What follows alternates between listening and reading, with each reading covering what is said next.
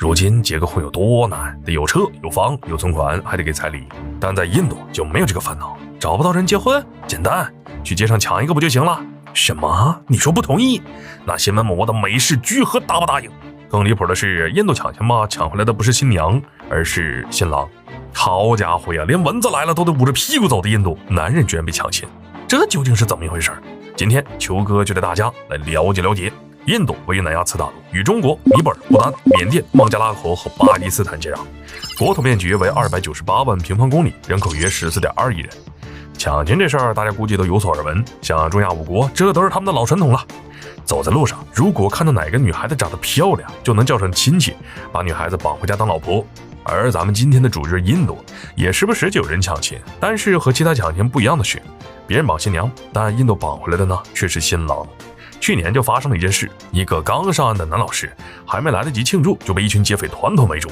你以为这些劫匪是要劫财吗？当然不是，人家看中的是男老师的身子啊，准备把他绑回去，让劫匪的女儿和男老师结婚。这男老师当然不同意呀，先不说人也不认识，都没感情基础。再说了，哪有结婚是把人绑回去结的呀？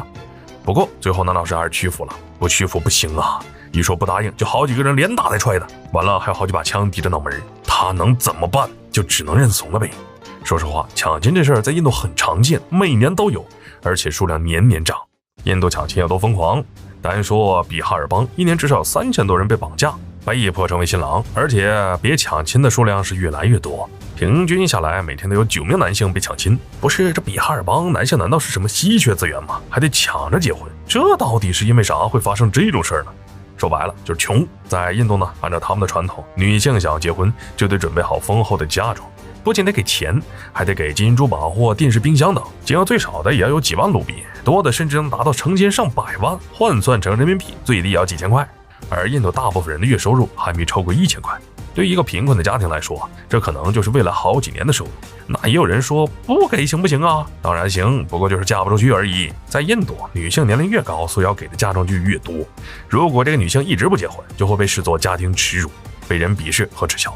而且就算有人愿意娶，一旦嫁妆不给足，有些人就会开始疯狂虐待女性，轻则殴打辱骂，重则泼硫酸下毒等等。曾经就有新娘被活活烧死，原因就是因为婆家不满意她的嫁妆，钱给的少。当然，给足了嫁妆也不意味着安全。有些丈夫呢，就算结完了婚，也会伸手向妻子要钱，妻子拿不出来，就去向他娘家人要，不给的话，又会是各种语言肢体暴力。更可怕的是，有人还会把这个过程给拍下来，寄给妻子娘家人看，不想女儿挨打就给钱。印度为啥会发生男性被抢亲？因为印度不少家庭经济收入很差，根本给不起太多的嫁妆，如果给了，那自己全家都得喝西北风去。但是呢，他们又不想女人一直嫁不出去，白白还自己被耻笑，没办法，这只能想个骚主意，我给不起钱，那我去街上抢一个回来，这一下总可以了吧？而且这些人呢还很鸡贼，特别喜欢绑一些有好工作的男性，比如说老师等等，也不管人愿不愿意，不愿意就打，拿枪对着脑门，总能强迫他们结完婚。到时候婚一结，视频一拍，这就留下了证据，男性小返回都没有机会。当地的政府也承认这种另类的婚姻。讲道理啊，抢亲这种事儿呢，伤害的不仅仅只是男性而已，女性也是受害者。就算强迫人家结了婚又怎么样？不喜欢的照样不喜欢。你能强迫肉体，还能强迫别人的想法吗？不愿意妥协的人，这辈子都不会给女方好脸色。如果回到婆家，所有人也都会看不起女方。本来婚礼呢是很多女孩一生最期待的事情，明明是新婚，但实际活得更像是葬礼。一结婚就得守活寡，当然也不能排除一些个例。有的人虽然现在不和，但处着处着有很大可能处出感情来。但总的来说吧，这种幸福是有限的，更多的人是不幸福的。如今印度不少男性有钱的呢，要么润去国外避避风塘，要么雇几个保镖，而那些没钱的呢，就结伴出行。说到底，抢亲这件事儿就是因为穷，更是因为这不合理的嫁妆制度，只要它一直存在，就会一直有男人被抢亲。好了，本期视频到这儿就结束了，麻烦各位看官用你发财的小手给来个点赞关注呗，咱们下期再见。